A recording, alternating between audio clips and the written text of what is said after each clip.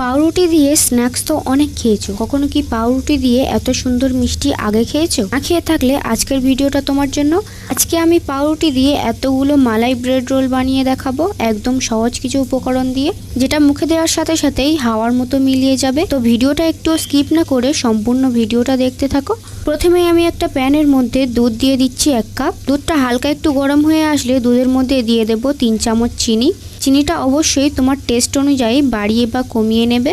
এবারে চিনিটাকে দুধের সঙ্গে মিক্স করে নিচ্ছি। তারপর এখানে ইউজ করব কেসার ফুড কালার, যাতে দুধের কালারটা হালকা একটু হলুদ টাইপের আসে। আমি 1 ফোঁটা ফুড কালার দিয়ে দুধের সঙ্গে মিক্স করে নিচ্ছি। তোমাদের কাছে ফুড কালারটা না থাকলে সামান্য জাফরান পাউডার দিয়ে দেবে। দুধের কালারটা চেঞ্জ হয়ে দুধটা হালকা একটু ঘন হয়ে এসেছে। তো এখন দুধটাকে নামিয়ে ওই একই প্যানে আমি হাফ গ্লাস দুধ দিয়ে দিলাম। তারপর হাফ কাপ চিনি দিয়ে দিলাম। 3 চামচ গুঁড়ো দুধ দিয়ে দিচ্ছি। তারপর আবারও 1 ফোঁটা কেসার ফুড কালার দিয়ে দিচ্ছি। তারপর সব ইনগ্রিডিয়েন্টসগুলোকে দুধের সঙ্গে ভালো করে মিক্স করে নিচ্ছি। দুধটাকে অনবরত নাড়তে নাড়তে একসময় লক্ষ্য করবে দুধটা অনেকটা ঘন হয়ে এসেছে। তখন প্যান থেকে নামিয়ে ঠান্ডা করে নেব, কারণ ঠান্ডা হওয়ার পর এই দুধের মিশ্রণটা আরও একটু ঘন হয়ে যাবে, তাই এর থেকে বেশি ঘন করার দরকার নেই। আমি প্রথমেই যে পাতলা আর হালকা ঘন দুধটাকে তৈরি করেছিলাম সেটা একটা কাপের মধ্যে ট্রান্সফার করে নিয়েছি, আর এইমাত্র যে ঘন মালাইটা করলাম সেটাও একটা বাটিতে ট্রান্সফার করে নিয়েছি। এখন আমি কয়েকটা পাউরুটি নিয়েছি, মানে যে কটা মালাই রোল বানাবো সেই কটা পাউরুটি নিয়েছি। পাউরুটির ধারের ব্রাউন পার্টগুলোকে কেটে নিচ্ছি।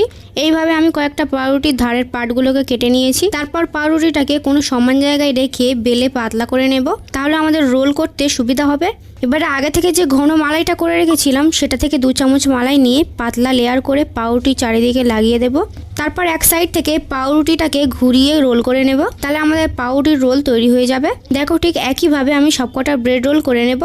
প্রথমে বেলে পাউরুটিটা পাতলা করে নেব, তারপর মালাই দিয়ে পাউরুটিতে একটা লেয়ার করে নেব, তারপর পাউরুটিটাকে ফোল্ড করে নেব, তাহলে আমাদের সহজ ব্রেড রোল তৈরি হয়ে যাবে। খুবই সহজভাবে বানিয়ে দেখাচ্ছি, চাইলে তোমরাও খুব সহজে এই মালাই ব্রেড রোলটি বানিয়ে নিতে পারবে। তো আমি একইভাবে সবকটা ব্রেড রোল এখানে বানিয়ে নিয়েছি। এখন তৈরি করে রাখা হালকা ঘন দুধটাকে পাউরুটির ওপর থেকে ঢেলে দেব, তাহলে পাউরুটিটা দুধটাকে সোক করে নরম হয়ে যাবে। এখন এই দুধে ভেজানো পাউরুটিটাকে নর্মাল ফ্রিজে রেখে দেবো 20 মিনিটের জন্য, কারণ এই মালাই ব্রেড রোলটা হালকা ঠান্ডা ঠান্ডা খেতে বেশি ভালো লাগে। এখন আমি আরও হাফ কাপ জাল করে ঠান্ডা করে রাখা দুধ দিয়ে দিলাম, কারণ রেস্টে রাখার কারণে পাউরুটিগুলো সব দুধগুলোকে সোক করে ফেলেছিল।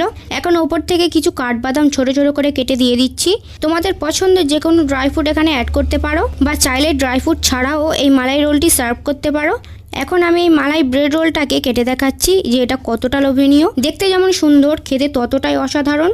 এই ঈদে চাইলে মালাই রোলটি বানিয়ে ফেলতে পারো বাড়ির সবার জন্য। যাকে এই মালাই রোলটি খাওয়াবে তার কাছ থেকে 100% প্রশংসা পাবে। ওপর থেকে যেমন দেখতে লোভনীয়, ভেতর থেকে ক্রিমি এই মালাই রোলটি মুখে দেওয়ার সাথে সাথেই মিলিয়ে যাবে। আশা করছি আজকের ঈদ স্পেশাল মালাই ব্রেড রোলের রেসিপিটি তোমাদের কাছে অনেক ভালো লেগেছে। এইরকম টেস্টি আর লোভনীয় রেসিপি দেখতে চাইলে অবশ্যই আমার চ্যানেলটাকে সাবস্ক্রাইব করে রাখো, যাতে পরবর্তী ভিডিওর আপডেট সবার আগে তোমার কাছে পৌঁছায়। আজকের ভিডিওটা ভালো লাগলে ভিডিওতে একটা লাইক করে দিও, আর তোমার রিলেটিভদের সঙ্গে ভিডিওটা শেয়ার করে দিও, যাতে তারাও ঈদে এই ব্রেড মালাই রোলটি বানিয়ে খেতে পারে। মালাই ব্রেড রোলের রেসিপিটি কেমন হয়েছে কমেন্টে কিন্তু জানাতে ভুলবে না। আজকের মতো এই পর্যন্ত, দেখা হবে পরের কোনো ইউনিক অ্যান্ড টেস্টি রেসিপিতে। ততক্ষণে বাই বাই।